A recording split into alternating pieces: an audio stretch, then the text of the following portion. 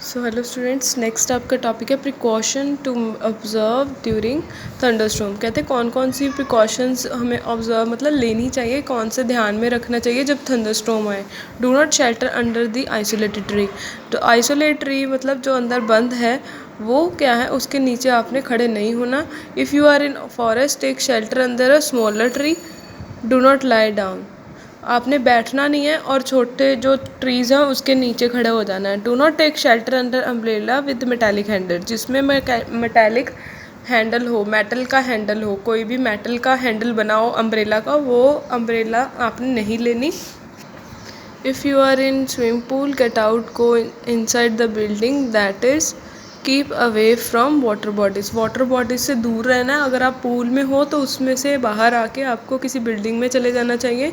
Dough not take shelter near metal shed. कोई भी metal shade है जो मेटेलिक का शेड बना हुआ है उसके नीचे नहीं खड़े होना। Do not sit near open window. Open window के पास बैठना नहीं है। डो नॉट टच और ऑपरेट एनी इलेक्ट्रिकल अप्लायंस और टेलीफोन।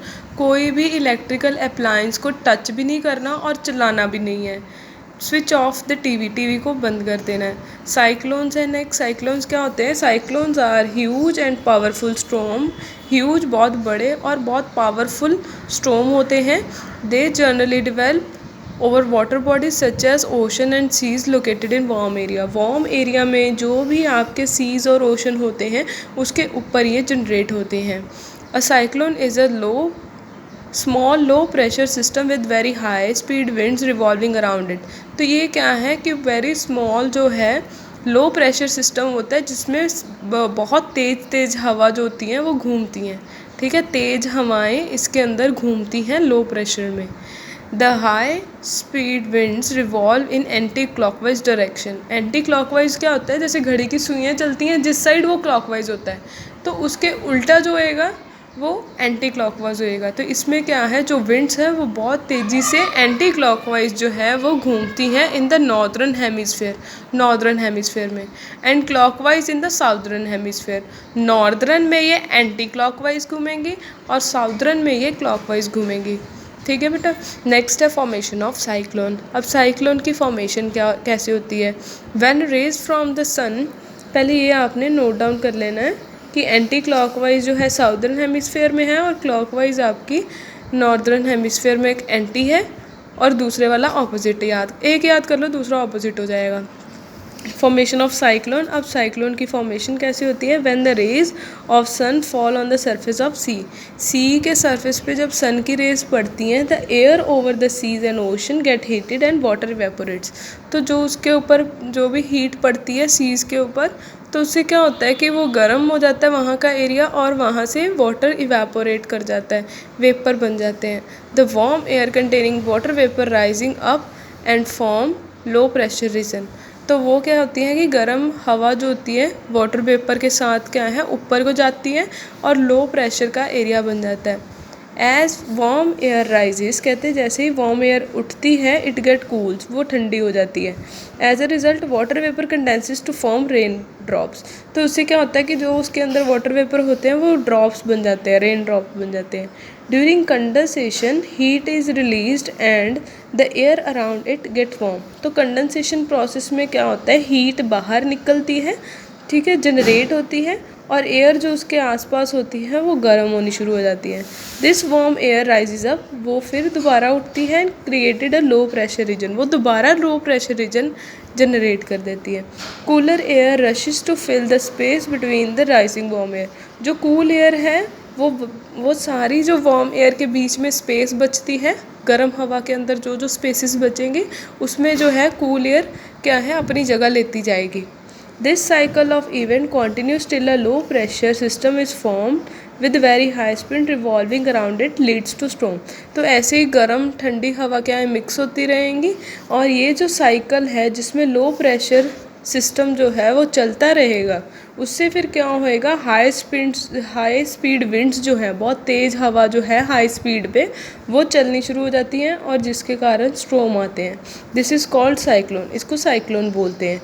इसमें जो विंड स्ट्रोम है उसकी स्पीड कितनी होती है, 73 kilometre per hour to 87 kilometre per hour. तो इसको क्या बोलते हैं, ट्रॉपिकल स्टॉर्म बोलते हैं। A cyclone has wind speed more than 120 kilometre per hour. 120 kilometre per hour मतलब 1 घंटे में वो 120 किलोमीटर कवर कर जाता है। तो ये साइक्लोन की स्पीड इससे भी ज़्यादा होती है। द सेंटर ऑफ स्टॉर्म और साइक्लोन इज काम, कहते हैं जो इसका सेंटर है साइक्लोन का वो काम होता है क्लाउडीलेस एरिया। क्लाउडलेस एरिया मतलब उसमें क्लाउड नहीं होते, which is called I of the storm. और आई बोलते हैं मतलब सेंटर में क्या है, क्लाउड्स नहीं होते, उसको आई बोलते हैं। Its diameter way vary from 10 kilometre to 30 kilometre. 10 to 30 kilometre इसका डायमीटर होता है, मतलब ये वाला बाहर जो सर्कल बनेगा उसका diameter.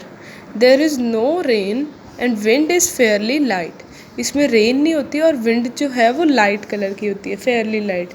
It at the periphery of cyclone strong winds of about 150 to 250 kilometre blow along with heavy rains. Periphery मतलब आउटर रीजन।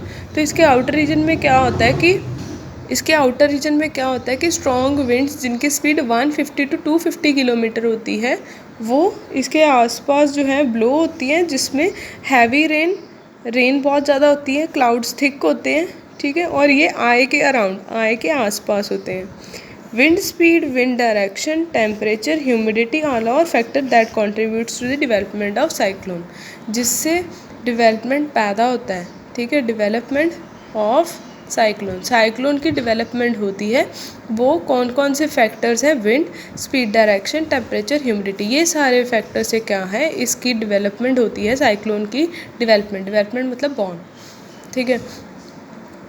नेक्स्ट है डिस्ट्रक्शन कॉज बाय साइक्लोन क्या क्या डिस्ट्रक्शंस करते हैं, क्या क्या हमारी इफ़ेक्ट क्या क्या करता है। साइक्लोन हिट्स एन एरिया, कहते हैं जब भी एक साइक्लोन हिट करता है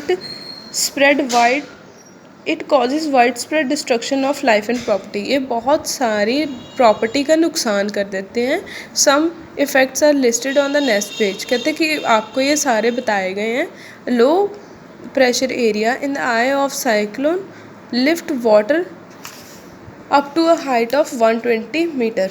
तो कहते हैं 120 मीटर तक ये क्या करते हैं कि वाटर जो है इसका ऊपर जाता है, ठीक है।